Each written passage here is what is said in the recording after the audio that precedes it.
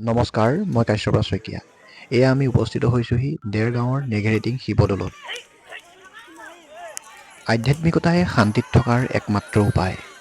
আধ্যাত্মিকতাই জীৱনৰ পথ বহুত স্পষ্টকৈ চাবলৈ অনুমতি দিয়ে।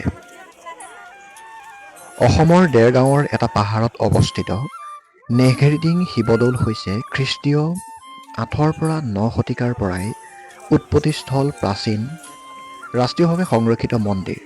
প্ৰথমতে ডিমাচা কছাৰীসকলে নিৰ্মাণ কৰিছিল। প্ৰাকৃতিক দুৰ্যোগত ধ্বংস হোৱাৰ পিছত ১৭৬৫ চনত আহোম ৰজা ৰাজেশ্বৰ সিংহই স্থপতিবিদ ঘনশ্যাম খনিকৰৰ ডিজাইনৰ মন্দিৰটো পুনৰ নিৰ্মাণ কৰে। এই ঠাইখন প্ৰথমে কছাৰী ৰাজ্যই স্থাপন কৰিছিল যদিও ইয়াক ধ্বংস কৰা হৈছিল আৰু ইয়াৰ ধ্বংসাৱশেষ গজাপানেমৰাৰ গভীৰ অৰণ্যত পোৱা গৈছিল। আহোম ৰজা ৰাজেশ্বৰ সিংহই ১৭৫১ পৰা ১৭৬৯ দিহিং নদীত মূল শিৱলিংগ পোৱাৰ পিছত মন্দিৰ পুনৰ নিৰ্মাণৰ নিৰ্দেশ দিছিল।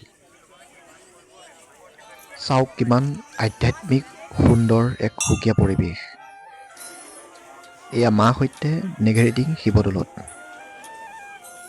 আধ্যাত্মিকতা অটুট ৰাখি জীৱনৰ পৰম সত্যক অনুভৱ কৰিব পৰাটো বহুত ভাল। নেঘেৰিটিং নামটো নেঘেৰি নামেৰে জনাজাত স্থানীয় চৰাইৰ পৰা উদ্ভৱ হৈছে।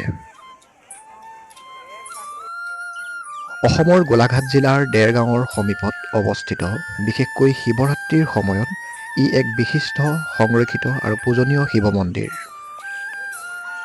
এই মন্দিৰটো প্ৰায় ১৮ শতিকাৰ আহোম যুগৰ সৈতে জড়িত হৈ থাকে, যিয়ে উল্লেখযোগ্য স্থাপত্য, ধৰ্মীয় আৰু সাংস্কৃতিক ঐতিহ্যক প্ৰতিনিধিত্ব কৰে, যিটো উত্তৰাধিকাৰীয়ে উল্লেখ কৰিছে। চাওক এক সুন্দৰ সুকীয়া পৰিৱেশ।